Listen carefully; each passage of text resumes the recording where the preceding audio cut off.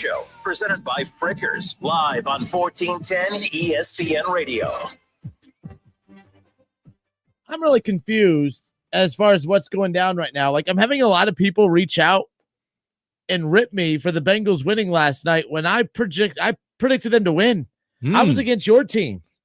I was hating on your team all week. You Bengals fans, par for the course. You Bengals fans seem confused. In case you forgot, I told you earlier in the week that because of Mike Tomlin's little crybaby outburst earlier in the week, that I was more than a Bengals fan on Thursday night. I was dreaming of what happened last night to happen, and I'm happy with it. If the Browns did one thing right, it's created chaos for old Mike Tomlin. So I'm fine with that as far as that's concerned. But yeah, I'm just laughing at that. That's all. So, anyways, I have no clue why Bengals fans are doing this ha-ha thing at me. We won, guys. We did it together. Me and Bengals fans, we came and rallied together to help beat your Pittsburgh Steelers. Any way you can get a win, huh, Kenner? It's all I can do right now. I mean, I'm winning a lot on Saturdays. It's Sundays that it's kind of a problem. Thursday seems to be covered pretty well, too. So, nonetheless. But Brian Weaver on Facebook says, this Bengal fan thanks you for your support. Yeah. It's a tough job, but somebody has to do it. But what a weird – like, the NFL's weird. The NFL's weird. Kevin Nash's Steelers lose last night, 33-31. And probably one of the best football games I've watched in a while. I don't know. You can argue that it was ugly football. It was great football. It was entertaining football. And that's all I ask for. I really don't care. We saw two 40-year-old quarterbacks make throws that a lot of the young kids aren't making in the NFL today. I thought I was beyond entertained with that. Even if the Steelers would have came out on top, I was entertained, and that's all that matters. The Bengals are 3-4. Steelers are 4-2. They're still sitting atop the division. And I said earlier in the week, this game was the Bengals season. They lose this game, it's almost a double loss because it's a loss within the division, and you would have dropped to 2-5 with a 5-game losing streak, and you're done at that point. 3-4, you're a game below 500. You're a game behind the Steelers. The Bengals are right back in this thing. They're right back in this thing. There was a huge win last night. For sure. Unk Bowl, absolutely. It was an amazing game. So I was in Cincinnati, not for the game. I was in Cincinnati for a concert. I was in Cincinnati for the Brandy and Monica show. The Boy Is Mine. People of my ilk know all about Brandy and Monica back in the late 90s. So they were going on tour together. So when that concert got announced, of course, the wife said, we're going, right? And I was like, of course. It's Thursday night. No problem. Make sure we get tickets. We'll go to the show. We'll have a good time. I like Brandy and Monica. It'll be a great time, little weekday date night. And then this pesky thing called the NFL decided to rear its lovely head and say, hey, not only is Cincinnati Bengals are going to have a football game the same night as a concert, it's going to be with your favorite team. So make a decision. Obviously, I went to the concert. I'm no fool. But that chaos of driving to Cincinnati from Dayton, Ohio. I heard it was miserable. It was horrid. Horrid. Not horrible, but simply horrid. It took us 2 hours and 15 minutes to get to Cincinnati. 2:15. Oh, that was just your trip there, and I know what time you got back. So, yes. Yeah. So, we finally parked. Did only pay $25 to park, which was a dub. So we get there, walk through the sea of people, seeing all the Bengals fans usher into the stadium. One of my best friends from Cincinnati hits me up, like, how many points y'all gonna beat us by tonight? I was like, I got y'all winning this game. I got Flacco getting busy on us. Joe Flacco got busy on us with RIP to Jacoby Jones and the great Anquan Bolden. What do you think he's going to do with Jamar Chase and T. Higgins? I was like, he's going to throw for 300 plus. Like he's just going to throw it all over the lot. And I was like, if anybody watched the second half of that game with the Bengals and the Packers last week, that's basically what they did. So it's not necessarily I'm mad that the Steelers lost. It's more about how it was about how the execution of the defense went down. And also Chase Brown had 11 carries for over 100 yards too. So it wasn't just the corners getting scorched. It was the D-line linebackers just not filling gaps. And I don't want to hear this mumbo jumbo about a Thursday night. Steelers are blah, blah, blah this on Thursday night football. I don't care, man. You play the game, you win the game. That's what you're supposed to do. That's what you pay to do. That's what you coach to do to win these football games. Removing my fandom, which is very difficult for me to do, watching the game on my phone as I'm watching a concert was a nice experience because, I'm cheering constantly for the show and for the game because it was, like you just said, a highly entertaining game. Removing my fandom, it was an awesome game to watch. Unfortunately for me, my team lost. And they did, indeed. Again, last night, the Bengals over the Steelers, 33-31. The Bengals now 3-4 on the season. Keep in mind, they end their 4-game losing streak. They started the season 2-0. They started the season 2-0, and they were 2 ugly wins. Wins are wins, but you escaped a loss in week 1 against Cleveland, but a win's a win. Somehow found a way, even with your quarterback throwing 3 interceptions, beat Jacksonville in an ugly game, but a win's a win. Mm-hmm. Then this team basically looked like they quit for 3 weeks. I should say 2 weeks, because the Packers game, that there was some life back. And I think getting Joe Flacco was like, okay, it was like a sign of, all right, the front office, they did something for us. They still believe we have a chance. Let's go out there. And we saw that. But they quit against the Vikings. They quit against the Broncos. I mean, there was just no energy on either side of the ball. It's a different looking team right now. Now, so getting some stuff sent in. Matt Jenkins on YouTube says, Kinner, you said Browning and Flacco were no different. How is that crow tasting? He then goes on to say that this dude double talks all day. I'm not double talking. I said, no. Like, this isn't one of those, like, I'm trying to get out of something here. I said the day that trade happened, it doesn't make sense why they made the trade that they did for the reasons that they made it. When they talked about, of course, the quarterback that's committing too many turnovers, Kev. Like they said Jake Browning's committing too many turnovers. Jake Browning had thrown the 2nd most interceptions in the NFL. Joe Flacco threw the 3rd most interceptions in the NFL. So I said, I don't understand what the logic is behind that. I said Joe Flacco could throw the football. I don't know what Joe Flacco could do behind that offensive line. They can't run the football, they can't protect the quarterback, and they can't play defense. Well, Mr. Jenkins, what had happened last night? They did protect Joe Flacco. They did run the football, and their defense made opportunistic stops and created turnovers. So I'm not talking out of both sides of my mouth. Last night, that's not the Bengals team that we saw for 4 straight weeks. Let's not sit there. Don't say I'm double talking. Your team is Jekyll and Hyde. You just don't know what you're going to get. But last night, that was the best Bengals game I've seen in a while as far as complete game. Still a lot to fix defensively, but they forced turnovers. They ran the hell out of the football, and they protected Joe Flacco, and he ate. And no, I'm not talking out of double sides of my mouth.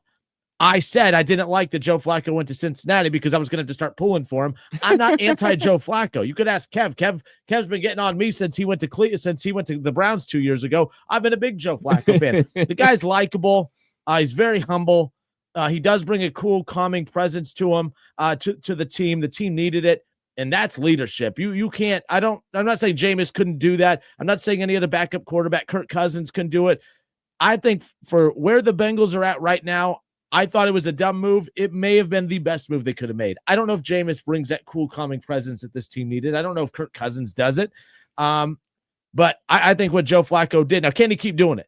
Can that O-line continue to block? Let's be real. TJ Watt has not had a TJ Watt season. It's not like that D-line has been. Now, it has had a lot of sacks the last couple of weeks, but the Steelers' defense has not been what it has been the last couple of years. It has not been very good this year. Oh, it's been terrible. So let's not completely get this twisted and act like Cincinnati just fixed all their wrongs last night, but they played a hell of a game. And if that's the game that they play moving forward, Joe Burrow coming back in mid-December to a team that's in the playoff hunt, if not holding a playoff spot, it will not be surprising whatsoever. I just don't know if I believe that who we watched last night, if that's who they're going to be moving forward. They'll be that against the Jets. They'll be that against some bad teams coming up, but I don't know if that's exactly who they are. But damn it, considering that the season was on the line, it wasn't just Joe Flacco that stepped up. T. Higgins and Jamar Chase stepped up. I thought Zach Taylor called a hell of a game. The defense, bad, but they made plays. And that's all you can ask for. I give Bengals all the credit in the world. I'm not twisting anything. That was a hell of a win.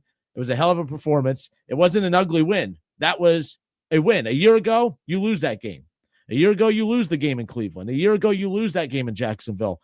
When this team hasn't quit, like the 2 games that they did against the Broncos and the Vikings, this team's going to be in almost every game, assuming Joe Flacco stays healthy, stays upright, and they could run the football. I just don't know if they could do all those things. So for me, I still don't think they'll be able to run the football at that clip. Yeah. I think the Steelers have been bad against the run all season long. But the thing about it with Joe Flacco, and this is like one of those things like we talked about in the hallway, and I wasn't able to jump on the show when the trade happened. I was like, he's gonna do what I thought that Jake Browning would have been able to do. Hold the ship. Flacco's gonna be able to hold his ship. He has never played with this caliber of wide receiver. Not just one, but two. You know, when you got Jamar Chase going 16 for $160, and then T. Higgins going 5 for like 95 yards, like you're cooking. You're cooking. He hasn't had this type of talent at wide receiver. And, you know, we talk about the bad offensive line from the Cincinnati Bengals. I've said this many a time. I don't necessarily think their offensive line is bad. I think it is the way that Joe Burrow plays football. It is a Big Ben-esque. It is hang on to the ball to the absolute last second. I want the home run play, and I'm going to hang on to it. I'm going to stay in this pocket. When you're 40-plus years old, ring the bell, you get rid of the football. And you saw two very veteran quarterbacks, 40-plus, and they get rid of the ball like that. They see it, they read it, they get rid of it. Because when they reload, guess what? They don't have the athleticism to get out of the pocket anymore. Speak for the quarterback. Joe Flacco, good for him. Killed him on the zone read. Lamar one 2.0. One of the greatest calls I've seen this season because nobody expected that him on the zone read. But yeah, I mean the ball comes out of his hands super fast, and when you have two receivers like that, you can get it out fast because they win early. They win on their routes extremely early. What the Pittsburgh Steelers are doing, they're using a lot of pick plays and crossing plays and underneath routes. So even if you're not a receiver that can win very early, we're creating these rubs so you can get the ball out quick so you don't have to sit back there. So there's ways to mitigate bad offensive line play, is that to get the ball out the quarterback's hands faster. And it's so much easier when you have receivers like that. But it wasn't just Jamar Chase and T. Higgins. The tight ends ate. You know, it's a seam ball that got completed when the Steelers were able to put points on the board. It was like, okay, let's get this 3 and out, get the ball back, go ahead, take the lead. Nope, right up the seam. You know, so it wasn't just, you know, the big superstar wide receivers. That whole offense played well. It wasn't just Joe Flacco. It wasn't just the wide receivers. It wasn't just the running backs. It wasn't just the tight ends. It was a collective. Like you talked about, Coach Taylor called a heck of a game, had our defense scrambling, looking, searching for answers, and there were none to be found because they had all the answers right there like they were cheating on the test. So, yes, I get to say this one time and one time only. Oh, let me get my phone out. One time and one time only. This is the only time I'm going to say this because you all know I said I was a Bengals fan for one night and one night only. One night only. So I'm going to say this one time. Our Cincinnati Bengals got a big win last night over Kev Nash's Pittsburgh Steelers, and I cannot be happier. I will now move forward hating the Cincinnati Bengals, but I appreciate their help last night. I really do. That was amazing. And the Browns are right back in this thing. You know, they have a chance to win the division. You know what you sound like? An idiot. You sound like Mississippi State screaming SEC when Alabama wins a national championship. Oh, yeah. We did this. Nonetheless. But there you go. But that was massive last night. And I put this out on the Facebook page, too. Does any fan base boo their own team more than Bengals fans? Yes. I don't know. They're both in Ohio. No, I don't think any team's fans boo. The Bengals fans boo their team when they walk out on the dang field. It was just boo fest all first half yesterday. All first half. And then, because the Bengals did have a habit, they were sloppy. They'd make a big mistake, and then they'd make a big play. They'd make a big mistake, make a big play. It's a roller coaster. But I feel like after a certain point, so many boos, you don't get to cheer your team the rest of the way. Shut up. It was so annoying. Who needs away fans when you got home fans like the Bengals? It was so irritating. But the Bengals, the bottom line is Joe Flacco, the real Joe Brrrr, gave Bengals fans something to cheer about last night. But how about that? So you know this. We both love chaos, or I love chaos. Do you love chaos? I love chaos. You know me. Yeah. You just like I like order. Wind. You and just structure. Like a little light breeze. You don't like hurricanes. You like a light breeze. You're going into a hurricane this weekend. I like her. Yeah, no kidding. After all this great football, I get to go watch the battle of 1 and 4s on Sunday in horrible weather, and the Browns and the Dolphins. No, I want chaos, Kev. I kind of want the Bengals to go on a run. I kind of want Joe Flacco just to put up stupid numbers the whole season. I want Joe Flacco to look like he did last night because you never pick Flacco over Burrow. But that's not easy. And like Joe Burrow will get an entire camp. He'll get an entire preseason camp and look like absolute blank for weeks. So I'm supposed to expect that after an injury that, Mr. Sum 41, Blink 182 looking quarterback is just going to be ready to go in mid-December after being cleared. This guy doesn't even look sharp after an entire month, but he's going to be cleared in mid-December and come back and look good. I want chaos, Kev. I want Joe Flacco to look the part. I want the Bengals to bow down to their savior, Joe Burrow, so they put him out there. I want him to lose to the Cardinals and then realize that we lost because we took the ball out of Joe Flacco's hands. And then you will understand what it's like to be a Browns fan. And then you want to know about chaos? I'll tell you about chaos. I'll tell you about a young man from Cleveland, Ohio, being a Pittsburgh Steelers fan to go see a concert in Cincinnati with his lovely wife and see his favorite team down there and watch a football game on a phone. That's what I had to do. So then after we lose the game, we get stuck in a parking garage for an hour. Who dey? I had to hear that the whole walk to the car, hear that in the garage for over an hour. Okay, we finally get on the highway. We're zooming home. And then we hit major traffic by good old UD Arena because they were paving the roads. My other favorite team. Yes. So we were stuck in traffic for another 45 minutes. So, the 2:15 that it took us to get down there, 3 hours to get home. Well, 3 hours. I got to work an hour before you, and I got to work very early this morning. You showed up to work. That's why I got these on, folks. The bags don't lie. Or you're hungover, I wish. So Tommy Pennington, by the way, we're live on the Justin Kinner Show Facebook page, ESPN Dayton, YouTube, and all our digital platforms as well. But Tommy Pennington, what up, Tommy? I bet you're happy today. He goes, it would be crazy if Flacco helps the Bengals win the division. Yeah, it would be crazy. I don't know. I don't know what to make of last night, Kev. Let's step away because Tommy, it would be crazy, but maybe it wouldn't be that crazy. Like Joe Flacco did this in Cleveland 2 years ago. And that's the other thing. We're going to talk about this in a moment. How much did last night's performance of Joe Flacco and the Bengals pulverize Kevin Stefanski and the Browns? We'll get to that because there was a lot of I feel like the Browns played last night. I feel like they played and lost last night. I mean, it was like the Bengals beat two teams last night. They beat the Browns and the Steelers. It was just unbelievable. But Tommy Pennington says, "What's up, Kinner and Kev?" So what up, Tommy? But let's get to that more coming up in a moment. Matt Jenkins on YouTube, who said I was talking out of both sides of my mouth. But he says you got to love the white stripe unis and the field. I got to say this too, because I'm in the giving mood. It's almost that time of year. 'Tis the season.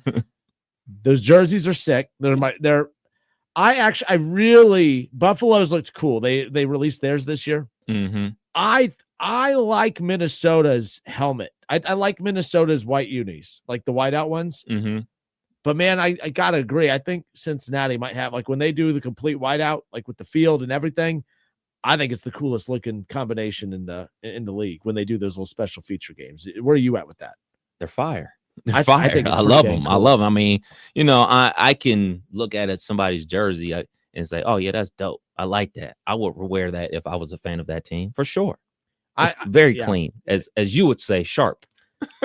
Sharp. But it's not that clean. When they play the Browns, those things don't look clean. They get dirty, like especially Joe Burrows, Myles Garrett. But that is interesting what you said earlier. Like, people are so afraid to criticize Joe Burrow, and you're not doing it from where Kinner would be doing it. But like, you're Joe Flacco. Why? Like, it's not a coincidence that the offensive line has looked better the last 2 weeks. The offensive line's not great, but it does have a lot to do with the style. Like, people get mad at Stefanski for the types of plays that he calls. Joe Burrow checks at the line a lot, which he should. He has every right to do so. Don't get me wrong. But Burrow he plays a huge role in the amount of times that he gets hit and the amount of times that he gets sacked and the amount of times that plays break down, because sometimes the easy play is the best play. And Joe Burrow is obsessed with the home run ball. And let's be clear, I don't think Jamar Chase would appreciate too much if Joe Burrow just eliminated the home run ball. Right. But we saw last night you don't have to be the home run hitter and still get a lot of bases. We saw that last night. It was a record night for Jamar Chase, who, by the way, phenomenal from him too. I'm giving credit to everybody. That was the best Bengals performance I've seen in a long time. That defense, my gosh, they can't stop the run though. I mean, the run defense was abysmal. Money Mac seems to be back. McPherson seems to be back. And if the defense could just get better, Money Mac is hitting. It's the recipe that actually led the Bengals to the Super Bowl a few years ago. So just saying. All right, good stuff. We'll step away for a few moments. I'm curious. So last night, was it a one-off? Is that who the Cincinnati Bengals are now moving forward, now that Joe Flacco is their quarterback? Is that who the Bengals are? Or was that just a night of inspired football? Your back was against the wall. You always seem to play up a level to, it doesn't say you win, but you play a different style against Pittsburgh, against your hated rival, right? Like, what can we expect from Joe Flacco and this Bengals team moving forward? Can they keep it going? They have the Jets and the Bears coming up. Can the Bengals get back to 500? We'll talk about all of that and more when we come back. Justin Kidder, Kev Nash, or might just be me. I'm not 100% sure. We'll figure it out. We'll be right back. Justin Kidder, Kev Nash, 1410 ESPN Radio.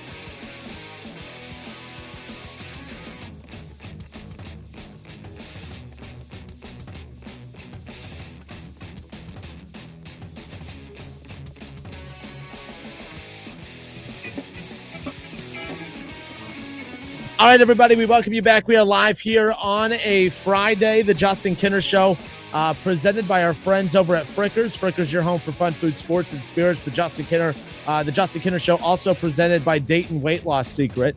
Excited for our partners of the show, of course, and the Dayton Weight Loss Secret program has successfully helped thousands of people lose 20 to 30 pounds in a month or two. I am actually one of those thousands of people that it has helped lose 20 to 30 pounds. I started the program back in July, on July 1st. I weighed in at 210. I'm all the way down to 180. It's been a complete success and still continuing to go forward with it. So schedule your free consultation in person or virtually by calling Dr. Justin and his staff today, 937-999-1480, or online at DaytonWeightLossSecret.com.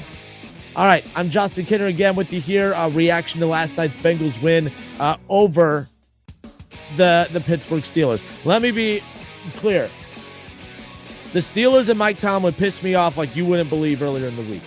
The Browns do a lot of stupid things that they deserve criticism for. The one thing that I am really tired of that this has kind of turned into is Joe Flacco's success with the Bengals is now an opportunity to take a shot at the Browns.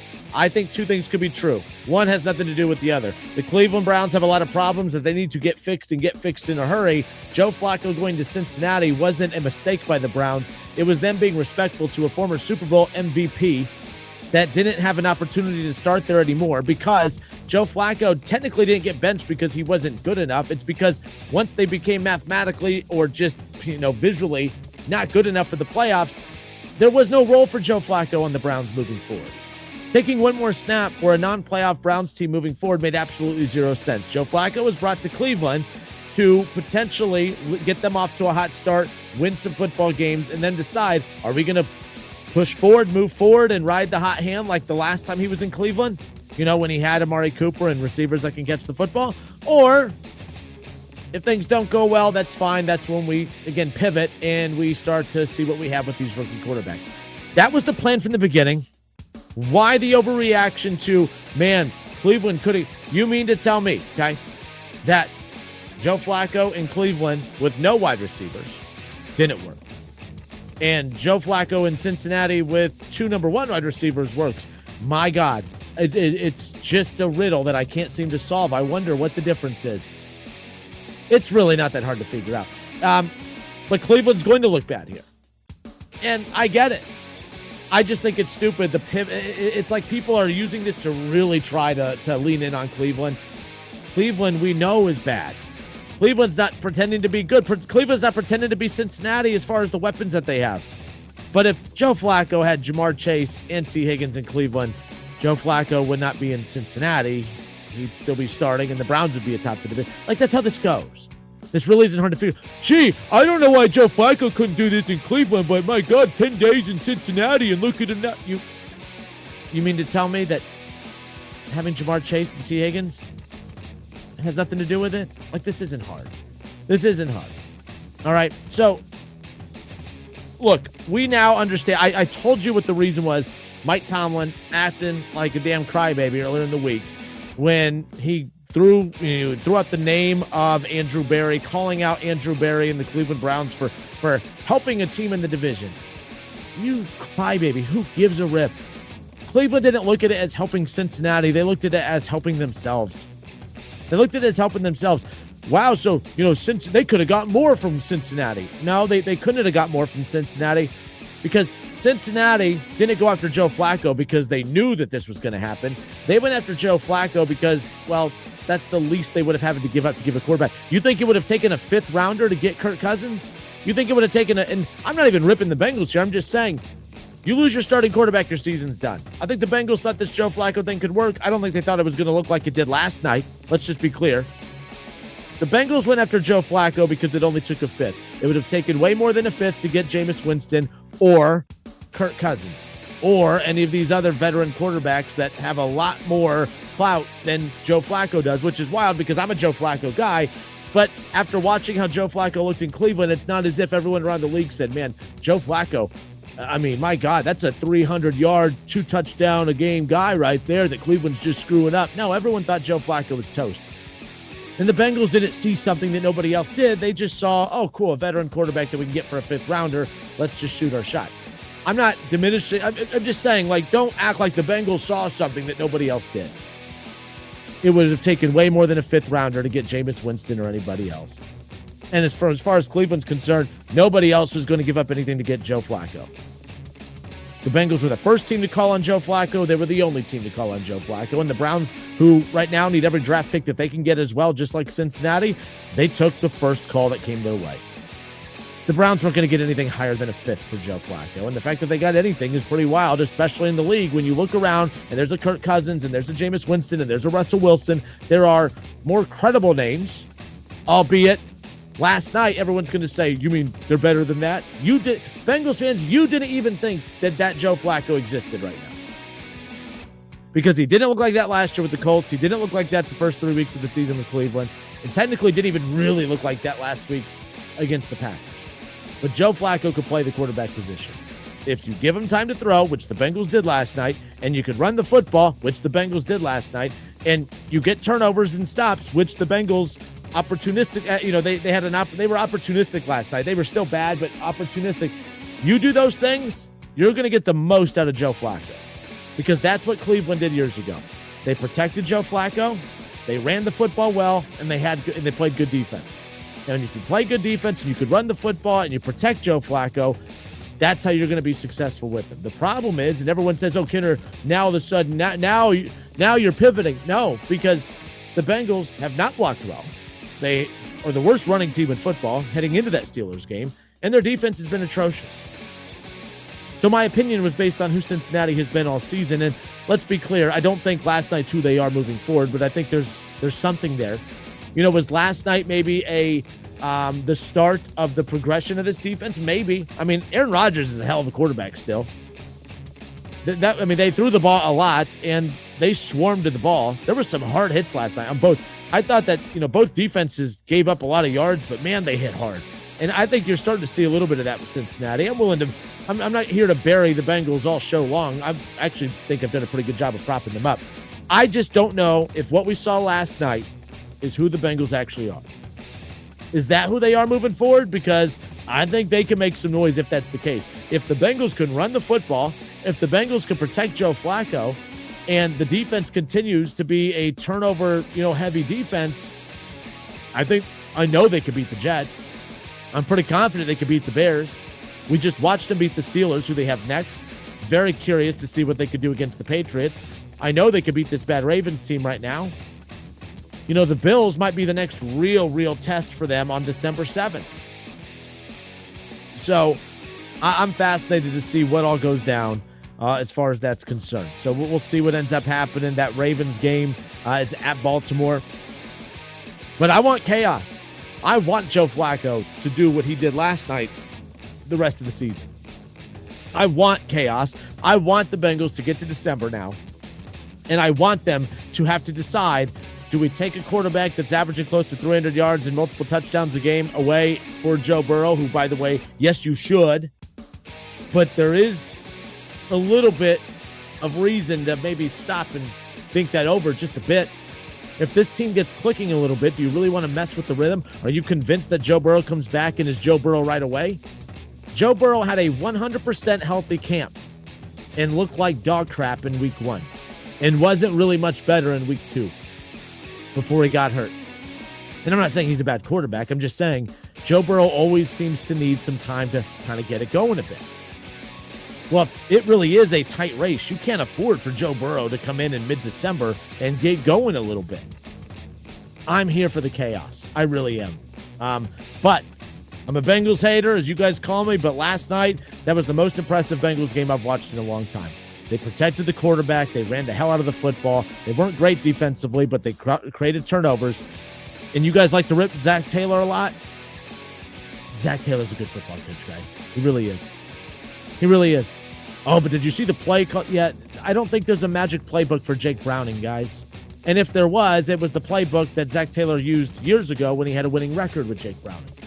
Jake Browning regressed. He made mistakes. He wasn't good. And when your quarterback's not good, there's not a coach out there that's viewed as good. You don't win with bad quarterback play. You could win with okay quarterback play. You could win with good quarterback play. Obviously, you could win with great quarterback play. And to Joe Flacco's credit last night, I don't give a damn how old he is. That was great quarterback play last night. You get great quarterback play, you get that run game and that offensive line performance, Bengals can win a lot of football games still. And they will definitely be in the hunt come December when Joe Burrow comes back, if that's the case. I'm not flip-flopping here. You guys saw the same Bengals team I did against the Vikings and against the Broncos, a team that just straight up didn't give a damn and basically quit. This team, what we saw last night against the division-leading Steelers, I think there's something there. How much, I don't know. But we'll find out. We'll find out. Let's go to Bob Love. Bob Love, thanks for holding, sir. You're on live. Man, this is like Agreement Friday. You know, we may have to pull out the tape recorder. Me and you are in lockstep, total agreement. I had a few drinks before the show, you know, so you know. Maybe that's what it is. Maybe it is. Yeah, maybe more than a few. There we go. First of all, weight loss-wise, congratulations, man. Keep up the good work. That's awesome. That sounds great, man. That's awesome. Well, thank you. Also, I want to say this. Bengal fans out there, listen, I don't say this too often, but listen to Justin Kenner and also Kev Nash about Burrow. He gets hurt. It's his play style. I've always said that to Bengal fans. I'm not saying our line is world beaters. They're not. But they're not nearly as bad as what they, appear to be. We see that whenever it is another quarterback is behind center. We saw that with Jake Browning 2 years ago. Yeah. Yep. Yes, when they start running the ball and he got the ball out of his hand, instead of worrying about his completion percentage, which I do believe Joe Burrow worries about because he talks about it all the time. I want to be a 70% completion guy. He takes sacks when he should throw the ball away. He will not throw the ball away. He would rather take a sack than to have, incomplete a pass. This is the way I feel about it. I love him to death, great quarterback, but it's his play style. When he comes in the preseason and he says, "Oh yeah, I want to take hits. I want to feel like I've played some football. I want to run more." That's the stupidest thing I've ever heard of. Why are you doing that? You're not Lamar Jackson. You're not Josh Allen. You see Joe Flacco last night. What did he do? Read the defense and get rid of the ball. Got rid of it quick. You don't have to play hero ball. Go ahead. No, he got rid of it quick. You're right. And it's not like that. It's not like getting rid of it quick all of a sudden took those home run plays away, because Jamar Chase balled out last night with that more effective play style as far as that's concerned. So, I'm with you. And to Kev's credit, Kev has been saying that for years. I just love dogging on the offensive line because it's the cool thing to do. But Kev, Joe Burrow definitely plays a role in that. And by the way, this is not turning into the Bengals don't need Joe Burrow. No, hopefully this is an opportunity. Like, it's one thing to watch Jake Browning do it. Joe Burrow's not sitting there saying, I need to be more like Jake Browning. I think that a Super Bowl winning MVP quarterback like a Joe Flacco, you almost wonder if this little break of Burrow on the side is enough to just sit back and watch and be like, okay, maybe there are some adjustments to my game that I need to make. I hope so. I hope he's paying attention. Please. It's hard to see. Did you see that hair? Did you see that hair of his? I hope he could see the game. Oh, I don't even know what if he could see. Hey, he's sweet, man. He's sweet. But pay attention, Joe. Look at Flacco. This is a veteran, a guy that doesn't want to get hit. And you ever notice whenever it is that Flacco, when he gets a little pressure, if the play's dead, what does he do? He just throws it in the ground. We'll wait for the next play. He's not taking hits. Burrow, you don't have to run around 25 yards running all over the place taking unnecessary hits. It's stupid. But I'm like you, Justin. I want chaos. I want him to play. I want Flacco to play well. And I want to get to December, and then let's see what you do. Because to me, it would be completely ridiculous if you were on a run and you're playing well and the team's got confidence in you. And I know Burrow's one of the best, but to switch. I want that. I'm here for that, man. I'm here for that. I want to see that. And by the way, if there's confidence that you could go to Joe Burrow and Joe Burrow's just Joe Burrow right away, then great. But Joe Burrow is never just Joe Burrow when he's coming off of a long absence from football. And that's what mid-December would be. That's that chaos I'm talking about where, like, of course you go back to Joe Burrow. Joe Flacco's not your franchise quarterback. But in that moment, if it really is a tight race and you're hanging on by a thread, Joe Burrow every year is a slow starter because he's, for whatever reason, needs a game to kind of adapt to it, whatever. I don't get it. But that's going to be the same thing here. Just because he's cleared for December, I mean, he was rusty in week 1 and 2. So I don't know that if it gets to that point, it'll be fascinating. But I thought what we saw last night, this team is good enough to remain in the hunt. I said yesterday, there's no way I'd be convinced that they're good enough to remain in the playoff hunt. They are. They're not just mathematically in it. I think that they have the capability to do it if that Joe Flacco, that running game, and that offensive line play out. So we'll see. My last point I want to make real quick. Yep. Zach, I'll give him credit. He called a great game. But one thing I want you to continue to do, Zach, run the ball. Run the ball. Chase Brown is an excellent running back. Please run the ball. Please at least try. You know, so we get into the habit of he runs a couple of times, he gets stopped. Well, you know what? The other team's up 7-0. Let's abandon the run. He always does that. That's my problem with Taylor. Keep running the ball, man. With the emphasis, since Burrow, Mr. Hero Ball's not in there, and you got Flacco in there, he has to look at the run more. So continue to do that. They're not going to run it at a 9.6 clip or whatever the case might be, but at least make it a threat. At least be a threat. So, right. Hey, good job, man. Keep up the good work, Justin. Appreciate you, Mr. Love. Take care. All right. That was Bob Love. Bob Love calling into the show. Bob Love and I have had some screaming matches on this show about this same team that just united us. You know? I'm not seeing the light, by the way. I'm not turning into a Bengals fan. But I've always felt, by the way, all my criticisms of the Bengals, I don't think I've been wrong on any of my criticisms. In fact, whether you guys want to admit it or not, a lot of my criticisms of the Bengals, I'd say probably 90% of the time I've been right. And I'd say 90% of the time you guys have been wrong when it comes to your view of just how good this team is. They're not. But I will say I have put more blame on the offensive line for their issues than Joe Burrow. And I love giving Joe Burrow blame for a lot of stuff. But Kev has been on that from the very beginning, that Joe Burrow's style of play has a lot to do with the blame. We could sit here, like every play is going to have a deep route option. And Burrow would rather drop back and buy time for that deep play option to develop. And then he leaves his offensive line on an island, and basically they're the scapegoats because no one criticizes it. I'm glad that Bengals fans especially are seeing it. And I just hope Joe Burrow sees it. I hope Joe Burrow on the sideline with his goofy long hair now he's an emo guy now. Now he's in Blink-182.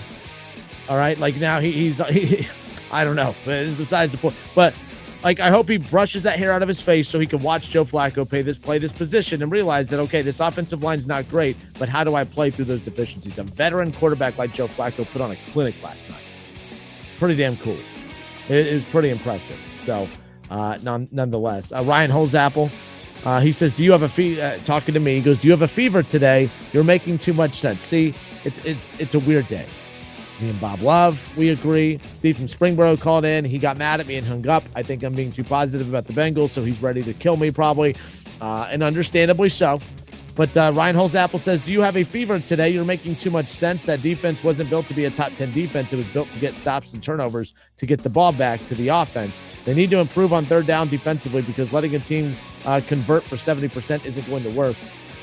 Yeah, I mean, luckily they did get those turnovers, because if they didn't get those turnovers, I think those plays that were turnovers, the Steelers were on their way down the field to put points on the board. Aaron Rodgers could still play. I was right about that as well. I hated that he went to Pittsburgh for that very reason. I didn't want him to go to Pittsburgh, but nonetheless, that's where we're at. But Pittsburgh has deficiencies. That's the thing. Like, if Lamar comes back, and they may be too far out of this, guys, that's a one-win team. You know, Cleveland's a one-win team. They're a one-win team. But the difference is they have a quarterback. Cleveland doesn't. Well, Cleveland has a couple quarterbacks. They just don't have any good ones. But, you know, Lamar comes back. Lamar's great. They have deficiencies. I think Aaron Rodgers is really good. They have a lot of deficiencies. And I think Joe Flacco is very, very solid. They just have a lot of deficiencies. But to repeat myself, they run the football like last night. They protect Joe Flacco like they did last night. Joe Flacco gets rid of the football quick.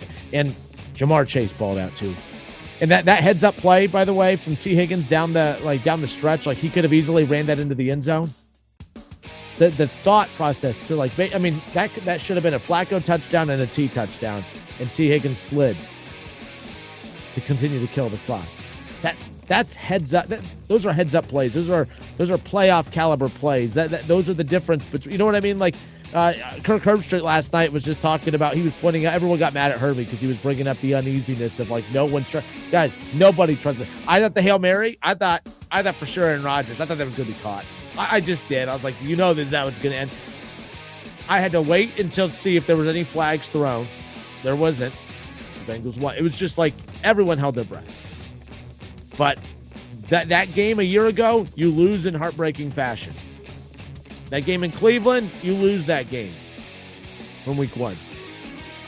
The quarterback throws 3 interceptions in that game against Jacksonville. You lose that game a year ago.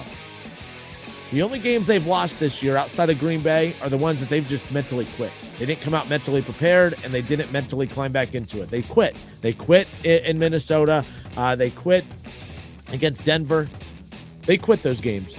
They felt sorry for themselves. They were giving up. And then now Joe Flacco comes in. There's some hope. And they look solid. We'll see how it's going to be. Justin Nickel on Facebook says, I still think secretly you're a Bengals fan.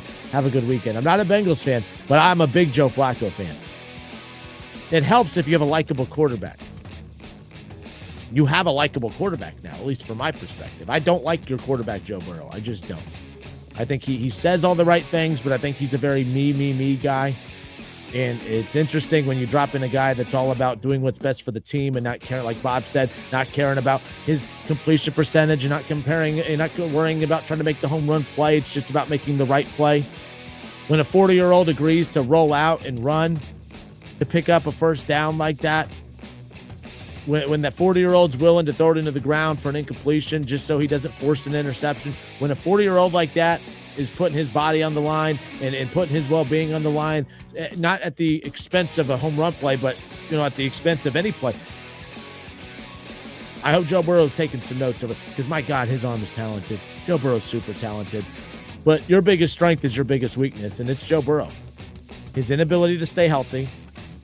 He's never consistently available, and that's been going back to college. People bring up that, he's not injury prone. Guys, he didn't get the starting job in Columbus, not because he wasn't good enough, but it's because he wasn't healthy enough to be out on the field in the fall and during camp to be able to compete for the job. And then by the time he was ready to compete for the job in the spring, he still didn't have enough practices to be able to truly go at it with Dwayne Haskins. All right, I remember, Byers, working with him and still working with him, but he had went golfing with Urban Meyer, and Byers came in, and we were doing the show, and he told me during a commercial break, they're talking about the QB battle. Urban told me Burrow doesn't have a shot. He's never available. He's always hurt. And it's Haskins' job. Haskins is always available. He's not injury prone. That's been Burrow's problems, even going back to college. He got hurt at LSU. He didn't miss a lot of time, but their biggest strength is their biggest weakness, and that's Joe Burrow. And hopefully 40-year-old Joe Flacco could stay healthy because I think, man, that'd be wild. Ron Howard says he's another Hunter Green. Maybe. But Hunter Green, they're only paying $6, $8, $15 million a year, not $55. Ooh, there you go. But Chad Kinster says technically Cleveland is paying 8 or 9 different quarterbacks. That's right. I did see some people say like last night should give us hope. Browns fans, we should feel hope for what we saw last night because maybe Deshaun actually is a good quarterback. He just needs to play. Like, that's the other thing, too, about the Kevin Stefanski hate. Kevin Stefanski has not been a good coach this year. Kevin Stefanski's offense sucks this year. But this idea that, Kevin Stefanski didn't know how to have success with Joe Flacco, and now he's having success in Cincinnati. Guys, it was that very same system that Joe Flacco played in when the Browns went to the playoffs 2 years ago. Kevin Stefanski knows how to have success with Joe Flacco. But when he had success with Joe Flacco the last time, you had Amari Cooper, you had wide receivers, you had playmakers. Cleveland has all rookies, no wide receivers, a crybaby Jerry Jeudy, and I'm not backtracking here. I liked Jerry Jeudy. I defended Jerry Jeudy. I was a big Cedric Tillman guy. He's hurt. He's always hurt. Jerry Jeudy is clearly not a number 1 or a number 2 at this point. I don't know what his problem is. Joe Flacco is not going to have success with Kevin Stefanski, just like Dylan Gabriel's not, just like Shador won't. Joe Burrow can come back and go play for this Cleveland Browns team. They're not doing anything, and it's not because Joe Burrow's not good or Flacco's not good. Dylan Gabriel might even be good, but there's no one to throw the damn football to. I can't believe Stefanski's offense doesn't allow Dylan Gabriel to throw the ball further than 10 yards. Well, it's kind of believable when you don't have a receiver that is worth the damn 10 yards down the field. It's wild. It's wild. I'm starting to lean towards the Browns needing to move on from Stefanski. More so, not because I don't think he can coach. I think a fresh message, offense needs to come in. I would love to see Schwartz be moved to the head coach and move some pieces around and get an offensive coordinator. Maybe if the Dolphins move on from McDaniels is the offensive coordinator and Schwartz is the head coach.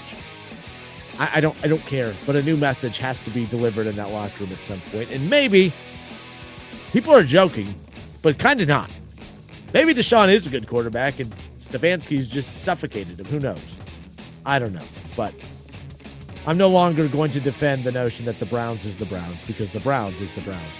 David Mann on Facebook, watching the Justin Kinner show there, says, many Browns fans pinned their offensive problems on Flacco, specifically that I know. Last night proved that wrong and highlighted the lack of strong receiving weapons the Browns have currently. Simple. It's also fair to say Flacco wasn't good in Cleveland this most recent run. But Flacco at 40 years old, by the way, when you have, I think you guys are really overlooking just how significant it is to have Jamar and T. There's a reason that Joe Burrow spent all his time begging and pleading and crying at how much he needs Jamar and T. Higgins, because now we see, it's not that we see it, we knew it. But at 40 years old for Joe Flacco, he's not out there carrying the team on his back. He's making the plays that are there. You have wide open Jamar Chase and T. Higgins. He's made some beautiful throws too, even in coverage, but no one was wide open in Cleveland. No one. And Flacco at 40 years old is not built to carry a bad Browns team. And he's not even carrying Cincinnati. He's getting the ball to the two number one wide receivers that this team has, and he's coming from a team that has 0 number one wide receivers. It has a lot to do with that. It does. The Browns deserve criticism because it is the Browns and they haven't earned the benefit of the doubt. But if you really use logic, it's that simple. Joe Flacco didn't do great in Cleveland because there's no one to throw the football to. He's looking very, very solid in Cincinnati because there's a couple guys you could throw the football to. Simple as that. Damon Hahn. Strangely, you know who this looks the worst for is the Bengals. Shows you that you don't need a $60 million quarterback. You need a $30 to $40 million guy and invest that money into the rest of the team. Damon, that would be a hot take that if I was to watch last night's game and say, okay, how do I watch that game and twist it to piss off Bengals fans? That's the take I would have right there. If the troll that is me was watching last night's game and saying, how do I twist this to water down or to you know what I mean, to poke at them, that's the take I would have. It's, by the way, nobody needs a $60 million quarterback. They need an elite quarterback, which happens to cost $55-60 million. But you need a Joe Burrow. You need a Joe Burrow. I mean, like, this Joe Flacco thing is awesome. It's awesome, but they need a quarterback. They need Joe Burrow. But for this right now, for this season, they need Joe Flacco. That's what they need right now. Joe Flacco to remain Joe Flacco. The Justin Kinner Show presented by Frickers. Frickers, your home for fun, food, sports, and spirits. Good stuff, everybody. We'll be right back.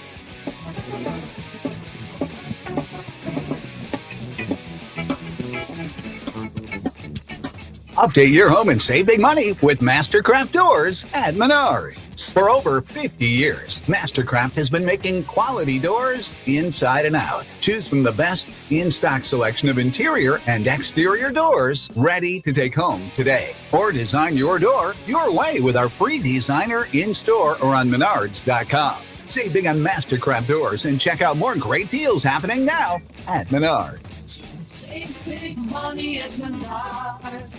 $5,000 sign-on bonus. That's right. My friends at Cordell Transportation are now hiring experienced Class A CDL drivers with excellent work history. If that's you, apply now. Cordell Transportation offers home daily dedicated lanes, no-touch freight, and brand new equipment, plus the $5,000 sign-on bonus paid over 18 months, paid orientation, and company 401k with company match. Apply online at CordellTransportation.com. Cordell Transportation, driven to succeed.